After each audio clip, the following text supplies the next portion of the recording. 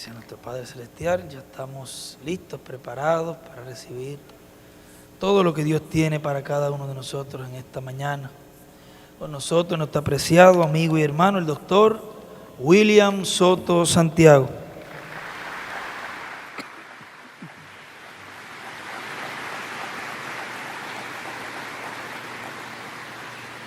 Muy buenos días, amables amigos y hermanos presentes y los que están a través del satélite Amazonas en diferentes naciones.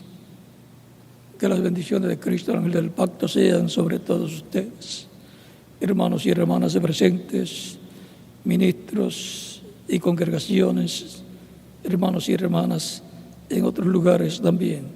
En el nombre del Señor Jesucristo. Amén.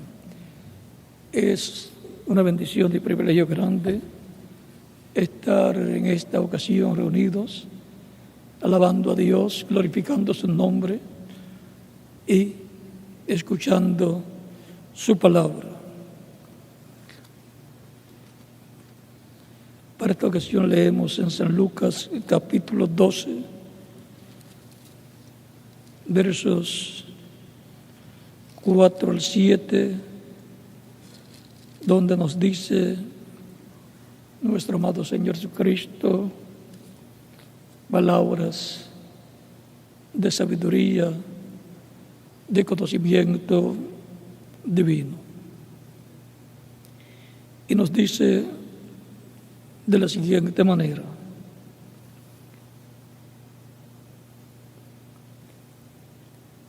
mas os digo, amigos míos, no temáis a los que matan el cuerpo y después nada pueden hacer, y después nada más pueden hacer. Pero os enseñaré a quién debéis temer. Temed aquel que después de haber quitado la vida tiene poder para echar en el infierno, tiene poder para echar en el infierno. Sí, os digo, a este temed.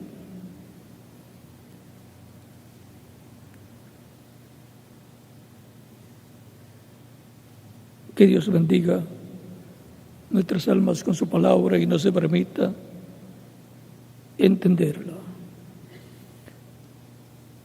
Temed a Dios. Pueden tomar asiento si tienen la bondad.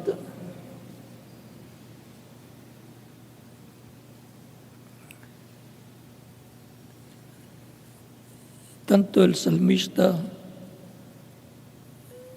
como el proverbista Salomón nos dice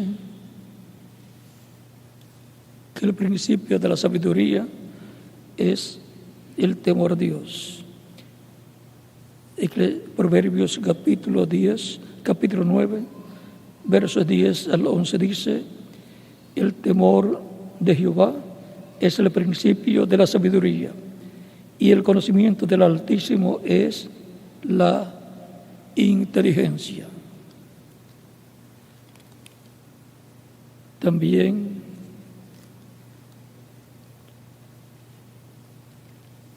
en Proverbios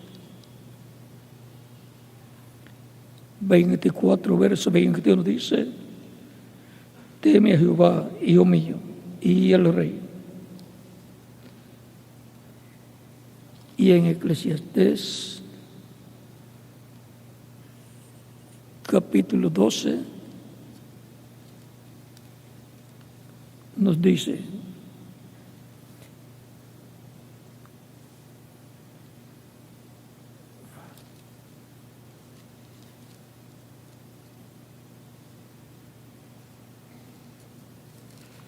capítulo 12, verso 13 al 14 dice: el fin de todo el discurso oído es este: teme a Dios y guarda sus mandamientos, porque esto es el todo del hombre, porque Dios traerá toda obra a juicio, juntamente con toda cosa encubierta, sea buena o sea mala.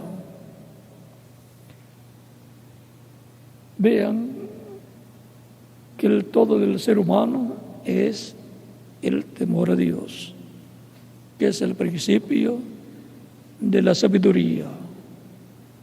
Por lo tanto, para comenzar la vida en esta tierra, hay que comenzar con sabiduría y por consiguiente el principio de la sabiduría es el temor a Dios. Por eso es que Dios ordenó a Moisés que le dijera al pueblo que le enseñaran a Dios.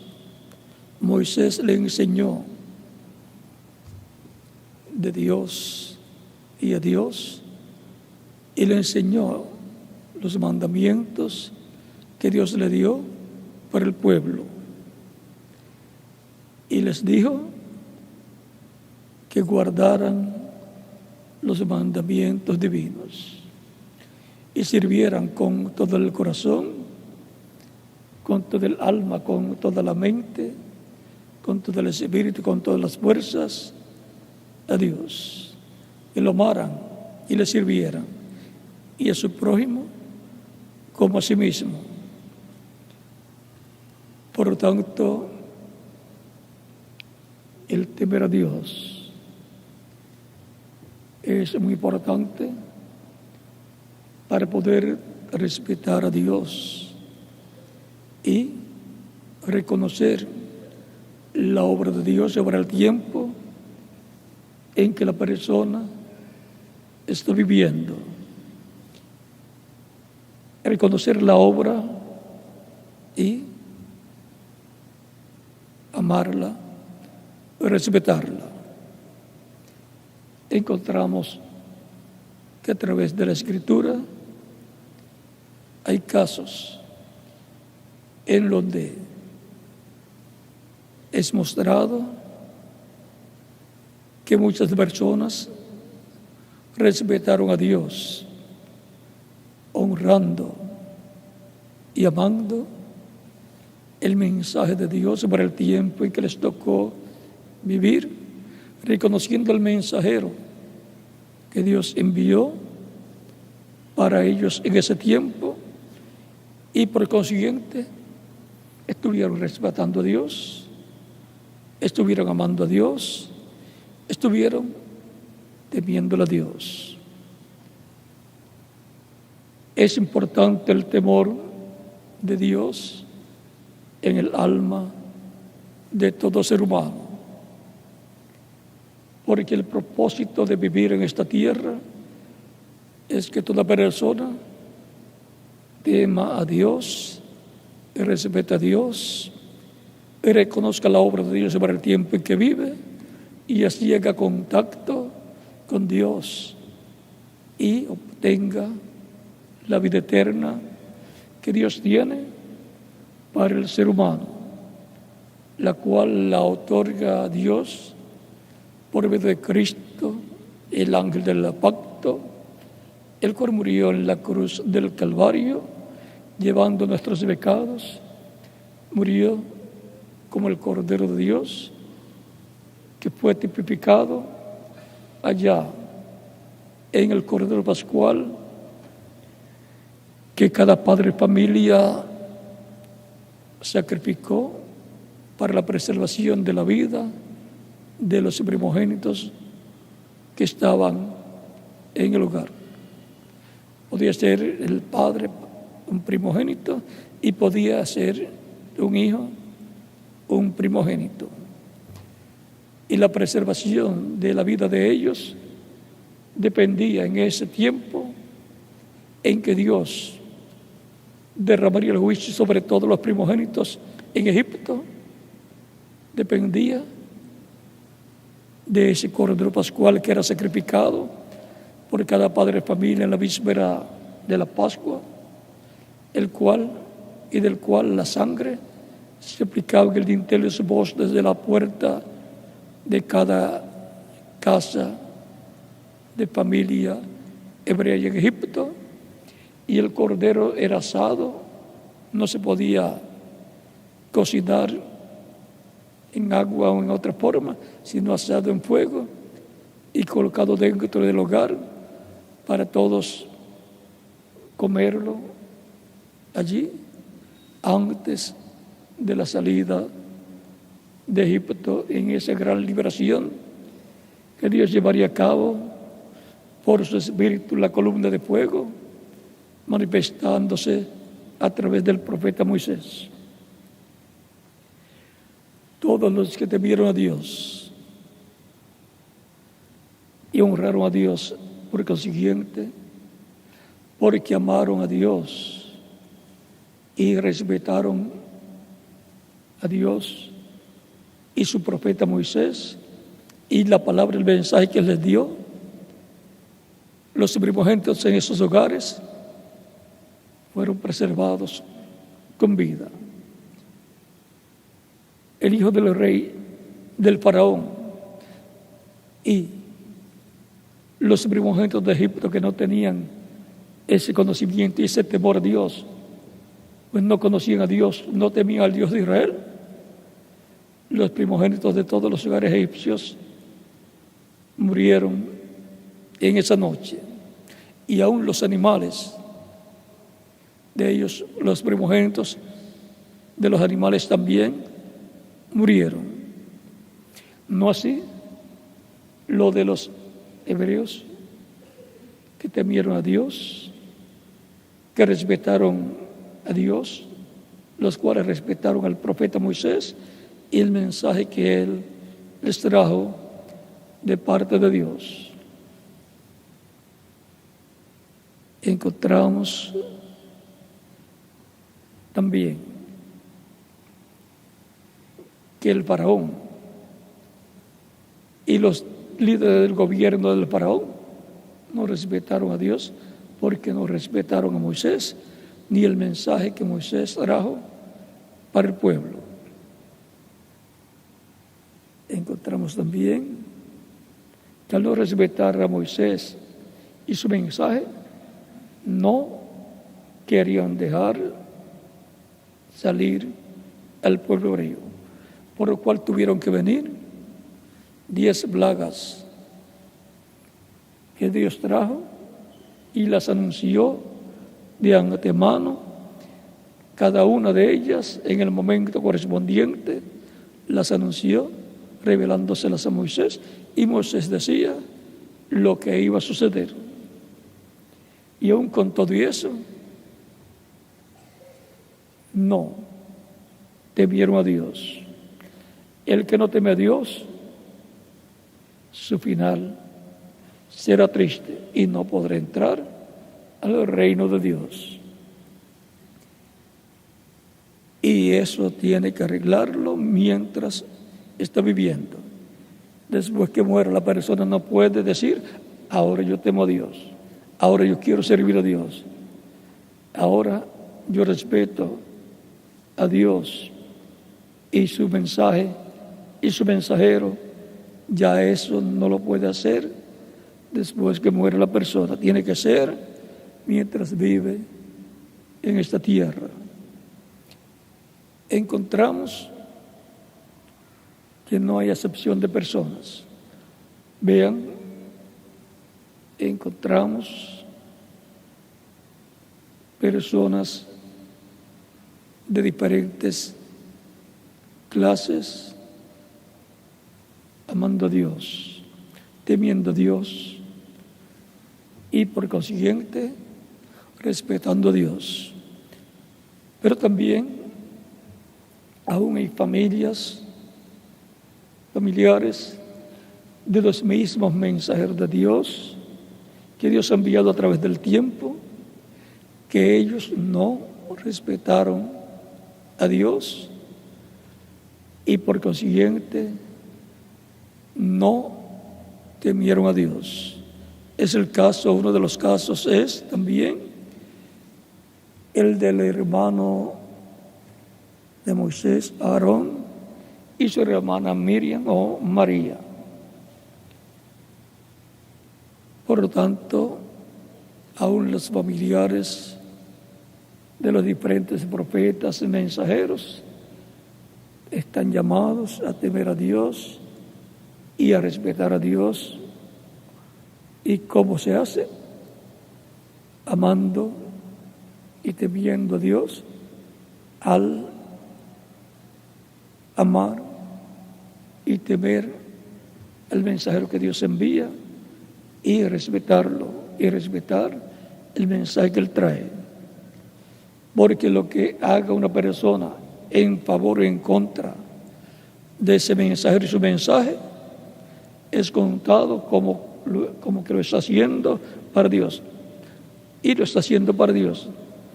Porque el mensajero es enviado por Dios, está en la mano de Dios, y su mensaje viene de parte de Dios para el pueblo.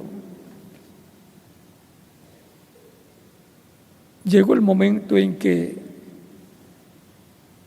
porque estaban al lado de Moisés, y Moisés los había colocado en una buena posición por dirección de Dios, a Aarón como su ayudante, porque Moisés pidió un ayudante porque tenía problemas para hablar, era tartamudo y él temía que el pueblo o no le entendiera o se riera de él, porque siempre están los que hacen burla de las demás personas porque vean algún defecto en la persona, y más con un tartamudo o con una persona que tiene problemas para caminar. Miriam o María, la hermana de Moisés, que era mayor que él y que había ayudado a Moisés cuando era bebé, y lo habían colocado en una canasta, ella y su madre, por dirección de su madre. Vean, eso no valió en ese momento para no ser culpable de burlarse de Moisés, ella y Aarón. El sumo sacerdote, la segunda persona más importante después de Moisés. Pero Aarón pensó quizás que porque él estaba en la posición de sumo sacerdote, podía burlarse de Moisés, hablar acerca de Moisés y no tener ningún problema. Y hablaron a María y a Aarón acerca de la esposa de Moisés, la cual era etíope y por consiguiente de color un poco oscuro y gentil. Y ellos no se habían dado cuenta que Dios era el que había obrado para que esa joven fuera la esposa de Moisés. El pueblo había rechazado a Moisés cuando él tenía unos 40 años y quiso libertarlos, y estaba en una buena posición Moisés, política, y fue rechazado, y Moisés tuvo que ir huyendo porque había matado un egipcio por defender a un hebreo. Y ese judío o hebreo juntamente, quizás con otras personas, pero él, por supuesto, es el que aparece. Al otro día que sucedió eso, al otro día, Moisés llega a ver dos hebreos peleando, y el va para hacer la paz entre ellos, para que haya paz entre ellos. Y el que había visto lo que Moisés había hecho, que había matado el día antes a un egipcio por defender a un hebreo, ahora le dice: ¿quieres tú hacer como hiciste con el egipcio? Así que lo mataste y lo enterraste. Y Moisés se dio cuenta que se sabía el asunto del día antes. Y la voz se corrió y llegó hasta el faraón. El hebreo decía: ¿quién te ha puesto por juez? O sea que ni siquiera quería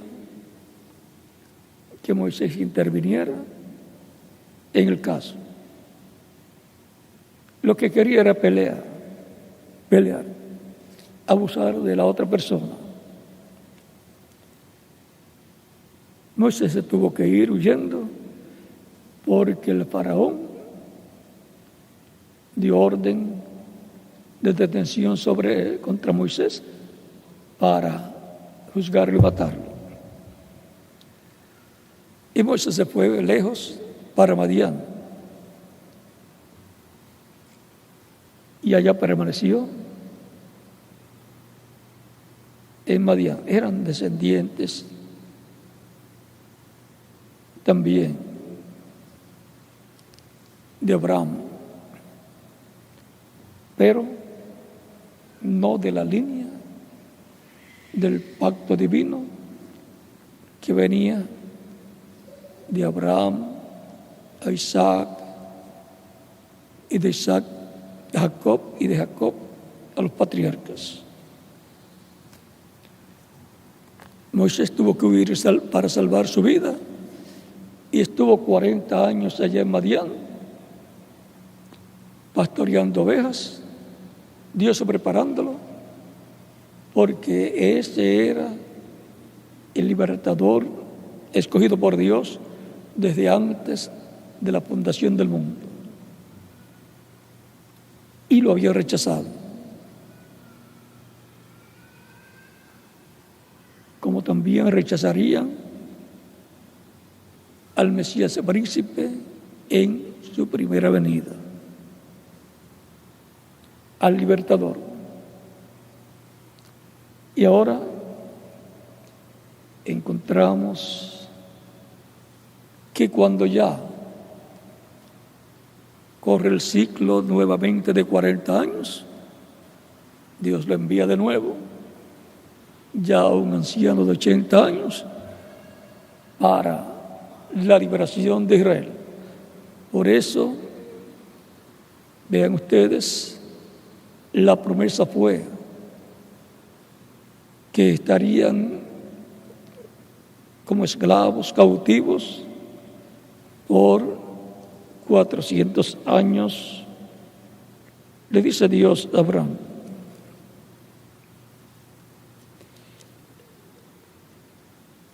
En el capítulo 15 del Génesis,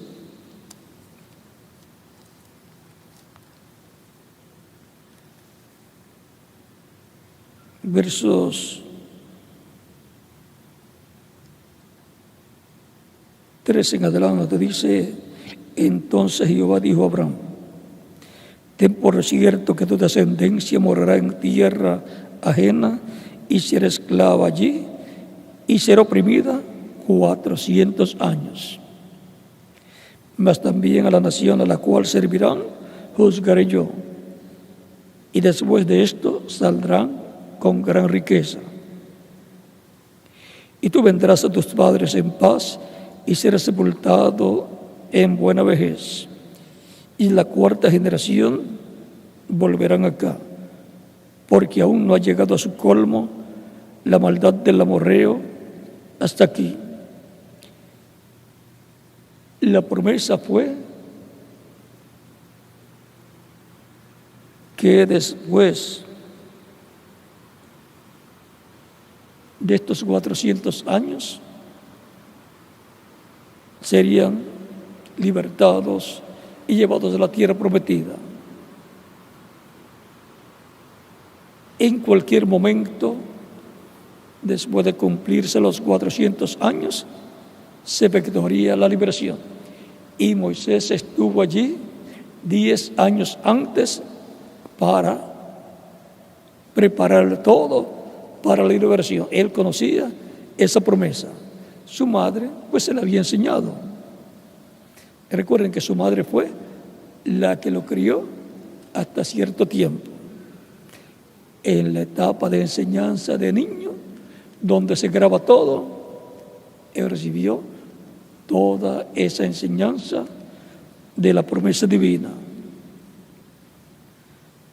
Ahora encontramos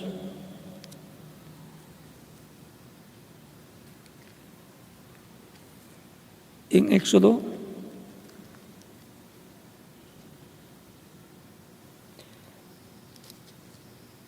capítulo 12, cuando ya se efectuó la liberación,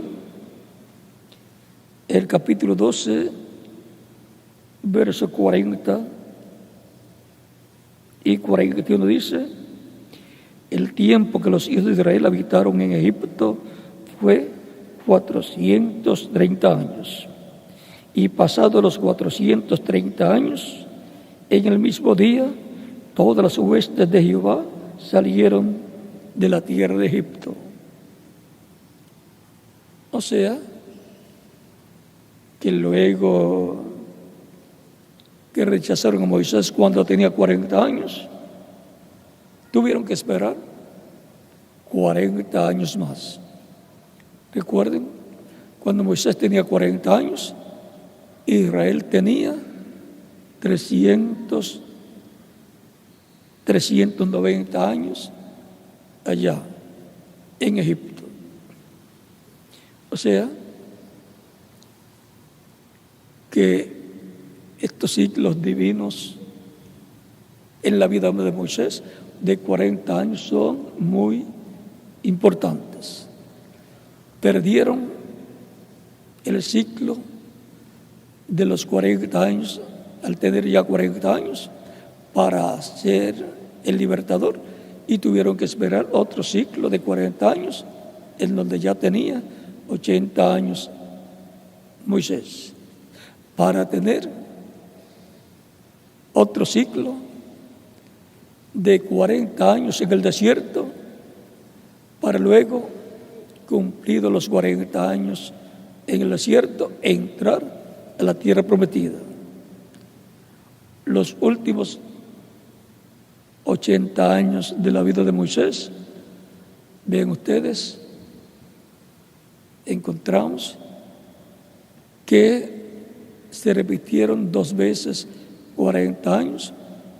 El segundo ciclo de 40 años de la vida de Moisés fue porque el pueblo desagradó a Dios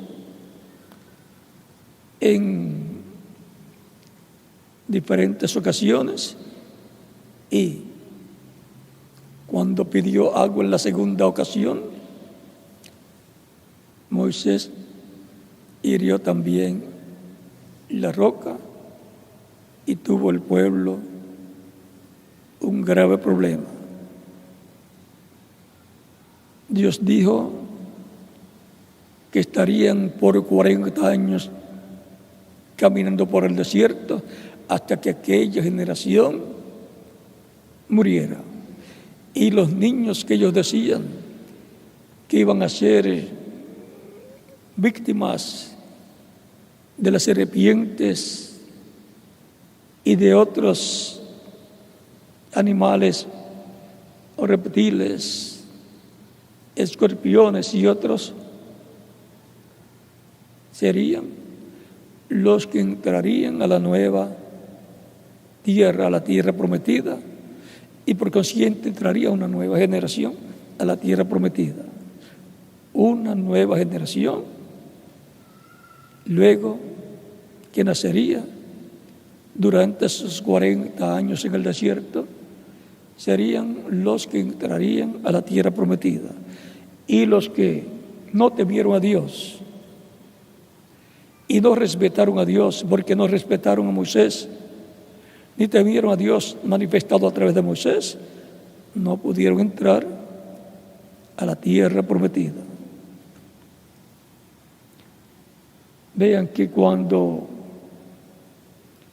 se cumplen 40 años, en cada ocasión que se cumplen 40 años en la vida de Moisés, es un tiempo para bendición, que se abre, un ciclo divino se abre, y si el pueblo lo pierde, tiene que esperar 40 años más. Cuando se llegue a esos otros 40 años, se abre de nuevo ese mismo ciclo. Para entrar a la tierra prometida, vean, se abrió el tercer ciclo de 40 años de Moisés. Él no pudo entrar porque él desagradó a Dios, hiriendo la roca cuando Dios le dijo que le hablara a la roca. O sea que hasta el mensajero tuvo problemas. En la ocasión en que debió de hacer las cosas como Dios le dijo que le hiciera, obró con coraje, con rabia, a causa de que el pueblo lo incomodó, y por 10 ocasiones quiso el pueblo apedrear a Moisés. O sea, ya se cansó del pueblo. Que Dios tenga misericordia de nosotros. En la vida de Moisés, en los años de Moisés, se reflejan 6,000 años. En 120 años hay una cantidad de jubileos y por consiguiente en esos jubileos que están representados en la vida de Moisés está reflejado el programa divino. Lo que hay que dividir es 6,000 años entre 50 y le va a dar 120 jubileos. Esos ciclos de la vida de Moisés son importantes. Así como el reverendo William Branham nos dice que él también tenía en su vida ciclos de 7 años. Y en el año número 7 era siempre un momento, un año muy difícil. Los mensajeros, todos tienen esos ciclos en el programa divino. Ahora encontramos que en la vida de Moisés, un profeta dispensacional, con el cual Dios hablaba cara a cara. Dios le dice a María o Miriam, cuando quedó leprosa por el juicio divino que cayó sobre ella, y le dice a María y a Aarón, ustedes no temieron a Dios, no temieron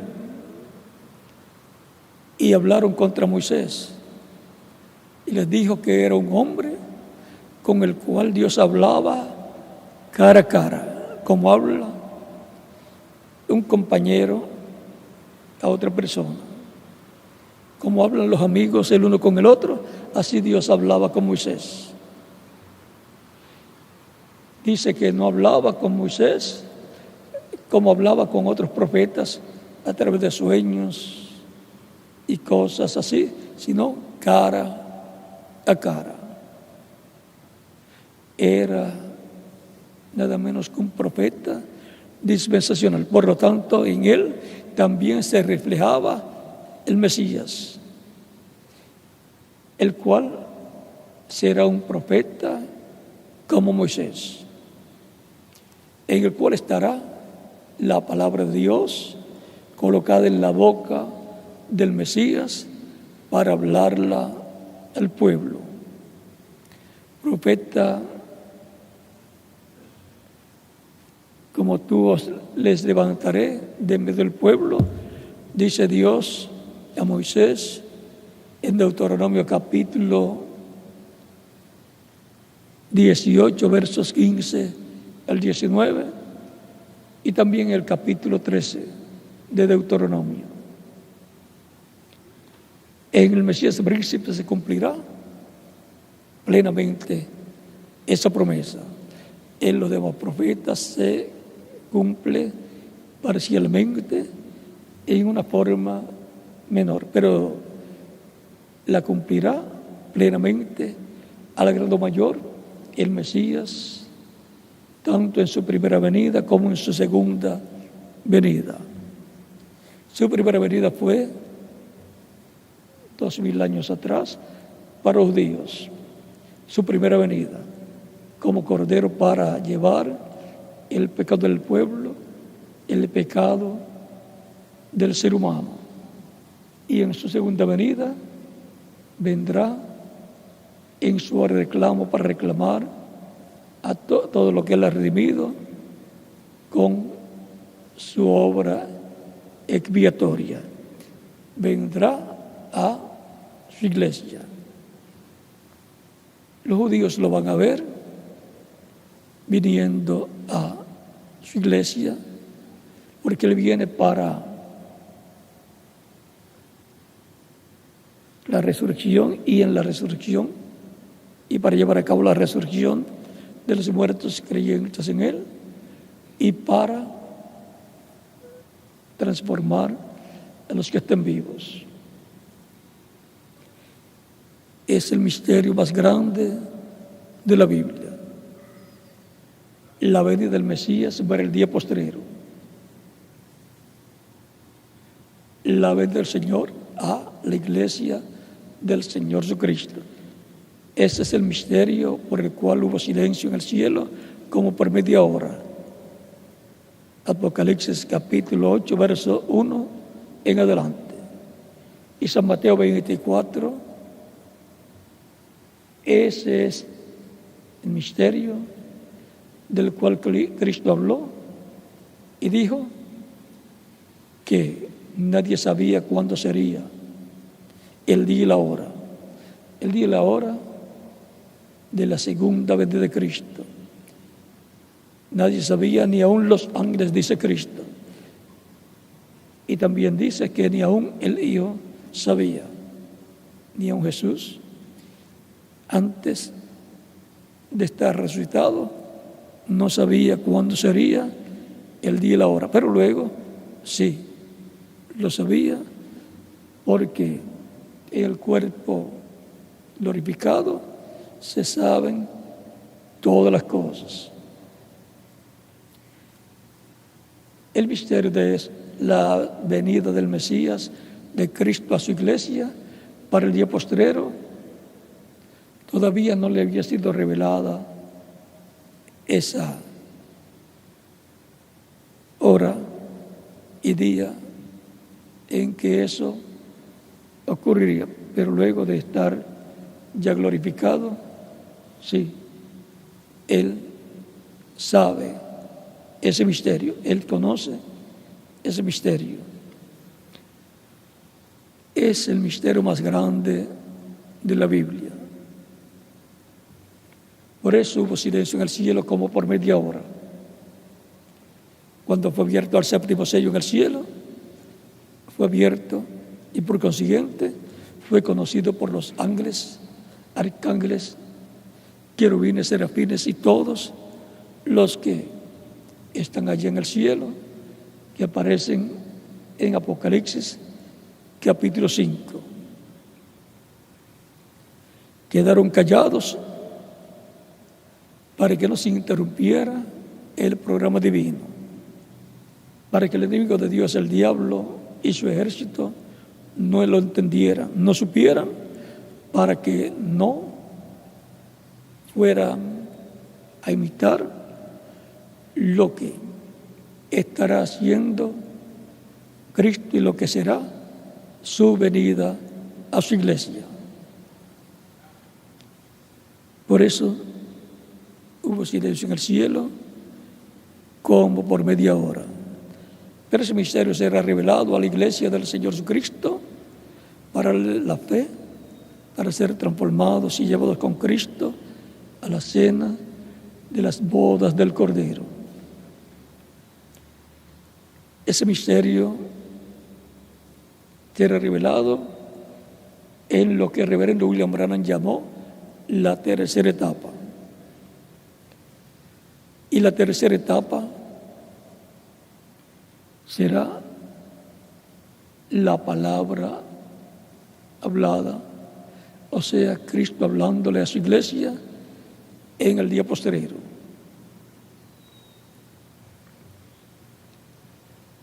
Él habló a través de las edades, por medio de su espíritu, a través a los mensajeros que envió y a través de ellos le habló a su iglesia.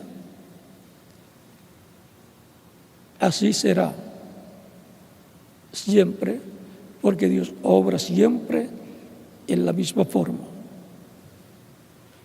Dios no cambia.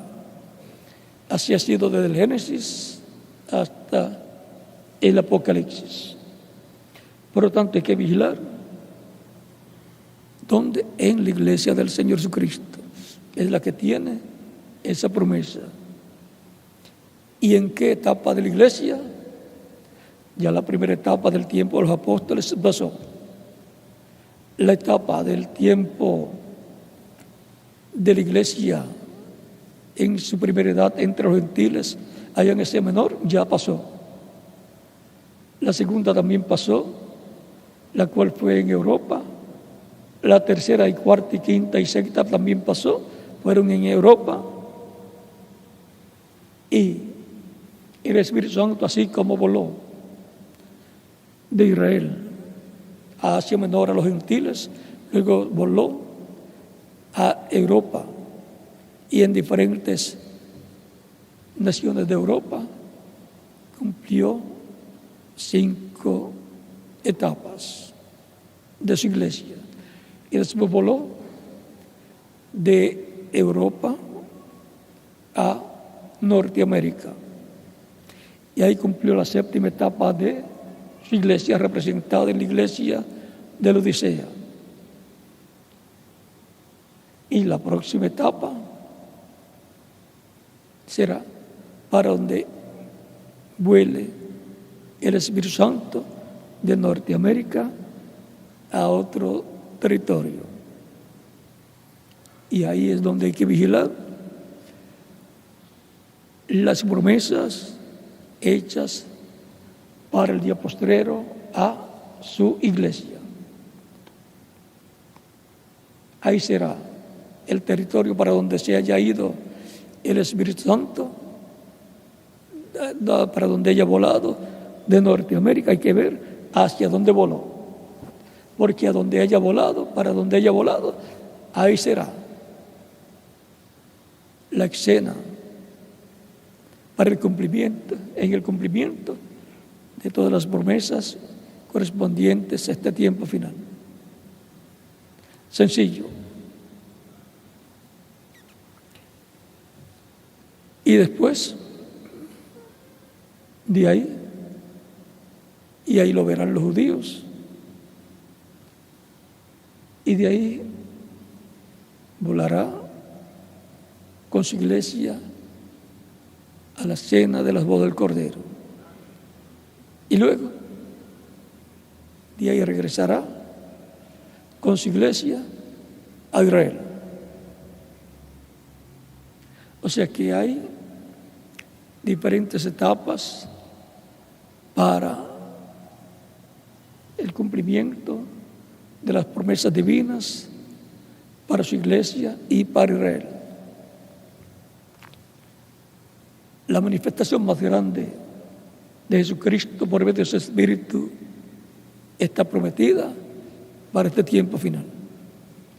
Por lo tanto, tiene que haber una etapa que esté identificada como una edad eterna, que es la edad de oro de la iglesia, la edad de piedra angular prometida, que es paralela a la edad de piedra angular de la primera venida de Cristo. Y tiene que haber un precursor de la segunda venida de Cristo, porque hubo un precursor para la primera venida de Cristo con el Espíritu y virtud de Elías, que fue Juan el Bautista. Y como precursor de la segunda venida de Cristo con el Espíritu y virtud de Elías, ya vino y fue el reverendo William Branham.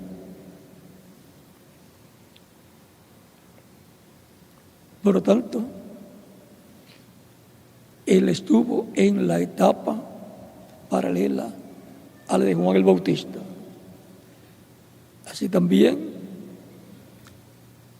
tenemos la promesa que todo lo que él dijo que sucederá en la iglesia, todo lo que él precursó, se va a cumplir en la iglesia del Señor Jesucristo en el día postrero, y habrá un territorio y de ahí saldrá toda esa bendición para otras naciones. Por lo tanto, es importante saber hacia dónde tenemos que tener nuestros ojos abiertos y para que no se nos pase por alto lo que Dios estará haciendo por medio de su Espíritu en el día postrero. Todavía no se puede hablar muy claro, muy abiertamente, para que el enemigo de Dios no imite las cosas que Cristo estará haciendo en medio de su iglesia. Pero estén atentos a lo que ha sido prometido, que Dios va a hacer en medio de su iglesia, y por consiguiente va a usar a su iglesia para llevar a cabo todo ese programa divino correspondiente a este tiempo final. Por eso es tan importante temer a Dios y tener respeto a Dios y su programa. Las cosas de Dios tienen que ser respetadas. Los que no respetaron a Dios y las cosas de Dios, el programa de Dios y los instrumentos de Dios y el pueblo de Dios en tiempos pasados, en otras dispensaciones, perecieron. Los que no respetaron a Noé y el mensaje que él tenía de parte de Dios, perecieron en el diluvio. Los que no respetaron a Dios y su programa que él tenía para el tiempo de Abraham, los que vivieron en Sodoma y Gomorra y ciudades cercanas, perecieron con fuego y azufre que descendió del cielo. Los arcángeles Gabriel y Miguel, que le aparecieron a Lot en Sodoma, dijeron que Dios los había enviado para destruir la ciudad. O sea que ángeles vienen con comisiones para bendición o comisiones para juicio divino sobre individuos, sobre naciones y aún sobre todas las naciones, como fue en el tiempo de Noé. Pero lo importante también es que vienen con bendiciones para los que temen a Dios y respetan las cosas de Dios. Los que no se burlan, sino que son reverentes, respetuosos y temen a Dios. Temed a Dios porque esto es el todo del hombre. Teme a Dios y guarda sus mandamientos.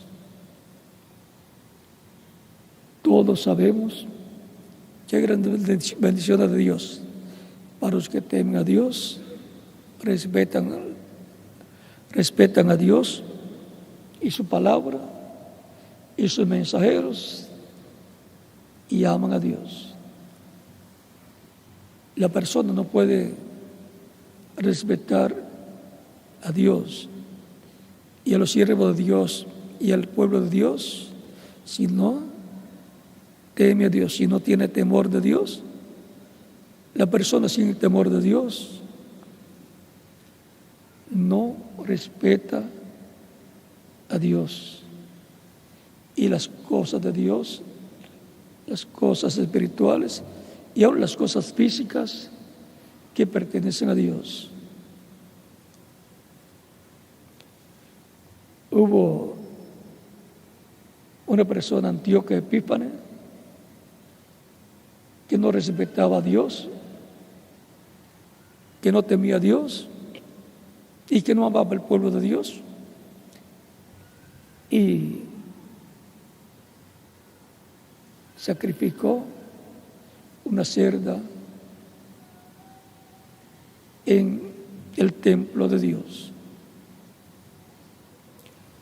O sea, que una persona que no respeta a Dios, no ama a Dios, no teme a Dios, no respeta a Dios y hace cosas en contra de Dios.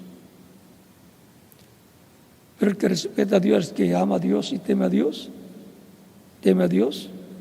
y por consiguiente ama a Dios y por consiguiente respeta a Dios y las cosas de Dios. Dios demanda respeto de todo ser humano. Dios demanda que todos le teman y respeten. Y eso no es voluntario, es un requisito que Dios ha establecido para todo ser humano que vive en esta tierra en el tiempo que le toca pasar por este planeta. El que no tema a Dios y no respeta a Dios no podrá vivir eternamente. Por lo tanto, las palabras de Jesús: no temáis a los que pueden matar el cuerpo y después, ¿qué pasa? No pueden hacer nada más. No temáis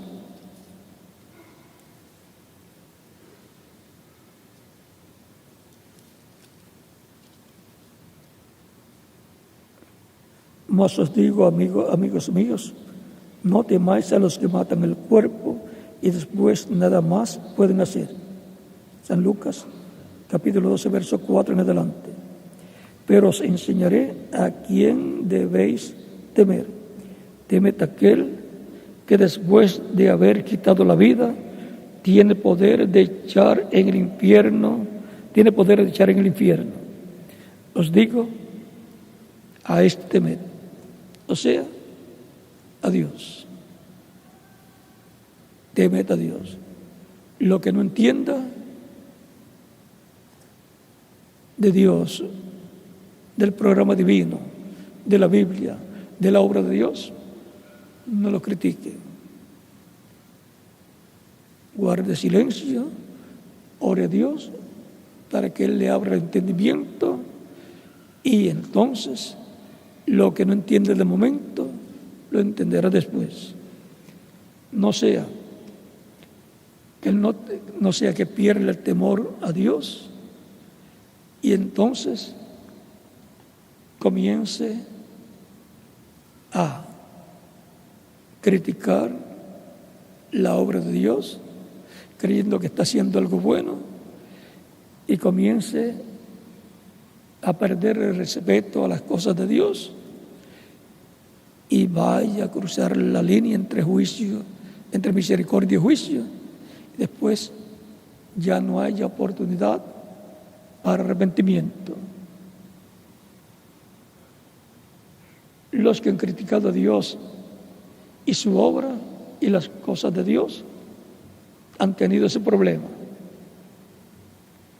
Por lo cual, mi recomendación es la misma de Jesús: temed a Dios, el que puede quitar la vida y puede echar en el infierno a la persona, o sea, en alma y espíritu. Porque la persona, cuando muere físicamente, lo que muere es el cuerpo físico, esta casa terrenal, pero sigue viviendo en espíritu y alma en otra dimensión. Por lo cual, mi consejo es: temed a Dios, aquel que puede quitar la vida y puede echar en infierno a la persona en alma y espíritu. Y el consejo del rey Salomón, que nos dice: el principio de la sabiduría es el temor a Dios.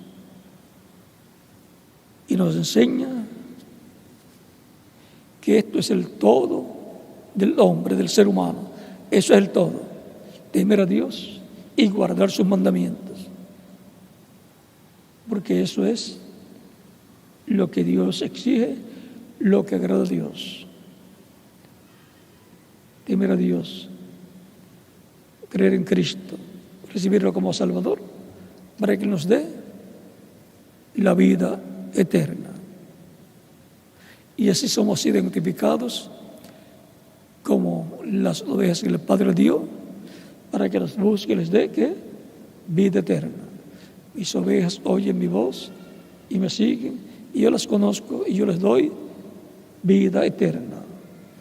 Esas son las personas representadas en la buena tierra que escuchan, leen, entienden y llevan fruto, unos a 100 por uno, otros a 60 por uno y otros a 30 por uno.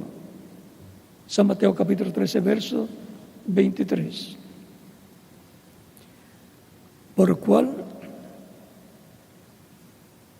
temed a Dios. Si hay una persona que todavía no ha recibido a Cristo como Salvador, lo puede hacer en estos momentos y estaremos orando por usted para que Cristo le reciba en su reino y le dé vida eterna. Por lo cual puede pasar a la frente y estaremos orando por usted. Y los niños de 10 años en adelante también pueden venir a los pies de Cristo, nuestro Salvador. Y los que están en otras naciones también pueden venir a Cristo para que Él les dé vida eterna. Lo más importante para el ser humano es la vida eterna. No hay otra cosa más importante que la vida eterna, y está al alcance de toda persona que vive en este planeta Tierra.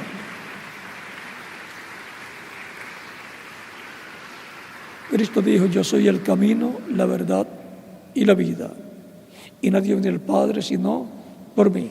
Así que ya sabemos quién es la vida, es Cristo. El que quiere vida eterna viene a Cristo para que Él nos dé vida eterna, porque Él es el que tiene la exclusividad de la vida eterna.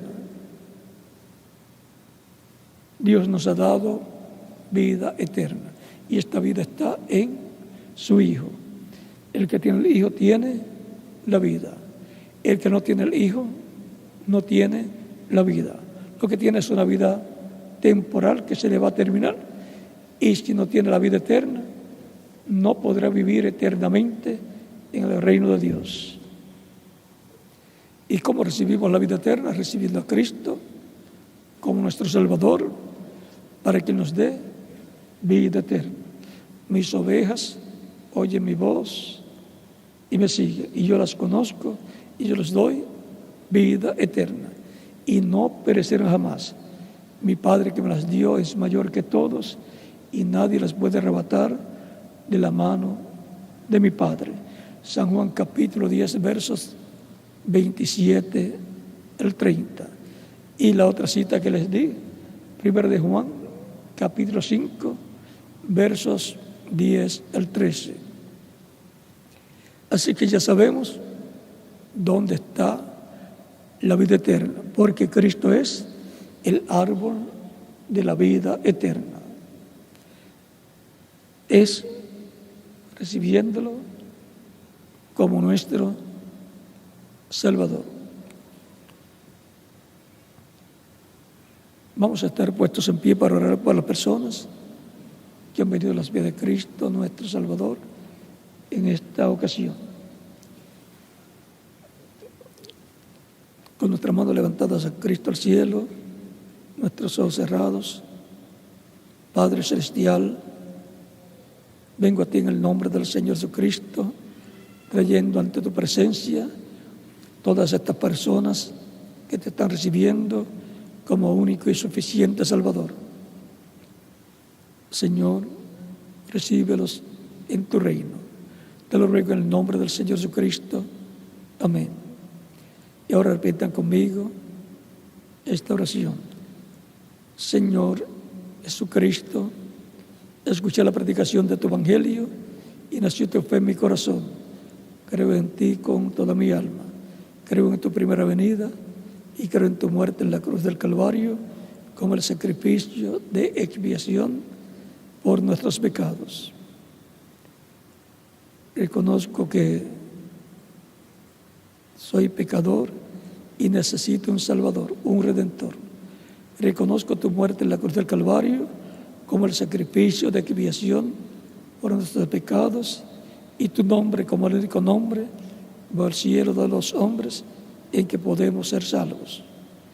Doy testimonio público de mi fe en ti y te recibo como mi único y suficiente Salvador.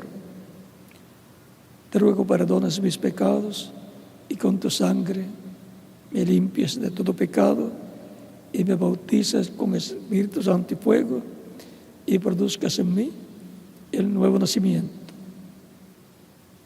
Quiero vivir eternamente. Sálvame, Señor. Te lo ruego en tu nombre eterno y glorioso, Señor Jesucristo. Amén y amén.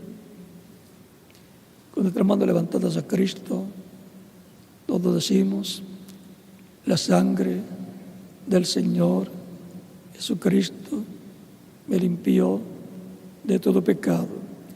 La sangre del Señor Jesucristo me limpió de todo pecado. La sangre del Señor Jesucristo me limpió de todo pecado. Amén. Los que han venido a los pies de Cristo en esta ocasión, presentes y en otras naciones, dirán: quiero ser bautizado en agua en el nombre del Señor Jesucristo, pues Él dijo: id por todo el mundo y predicad el Evangelio a toda criatura. El que creyere y fuere bautizado será salvo, mas el que no creyere será condenado. Usted me dirá: yo escuché la predicación del Evangelio de Cristo, nació la fe de Cristo en mi alma y lo he recibido como mi Salvador. Y ahora quiero ser bautizado en agua en el nombre del Señor. ¿Cuándo me pueden bautizar? esta pregunta desde lo profundo de vuestro corazón, de vuestra alma. Por cuanto ustedes han creído en Cristo de todo corazón, bien pueden ser bautizados. Y que Cristo les bautice con Espíritu Santo y fuego y produzcan ustedes el nuevo nacimiento. El agua en el bautismo no quita los pecados, es la sangre de Cristo la que nos limpia de todo pecado. En el bautismo en agua, siendo un mandamiento de Cristo, y el mismo Cristo fue bautizado por Juan el Bautista, en el bautismo en agua nos identificamos con Cristo en su muerte, sepultura y resurrección. Por eso es tan importante el bautismo en agua en el nombre del Señor Jesucristo, y así hacer como Él ordenó que hiciéramos y como hizo la Iglesia en el tiempo de los apóstoles. Y así sigue siendo para todo ser humano, hasta que se complete la Iglesia del Señor Jesucristo, por el cual bien pueden ser bautizados y que Cristo les bautice con Espíritu Santo y fuego y produzcan ustedes el nuevo nacimiento. Y nos continuamos viendo eternamente en el reino de Cristo, nuestro Salvador.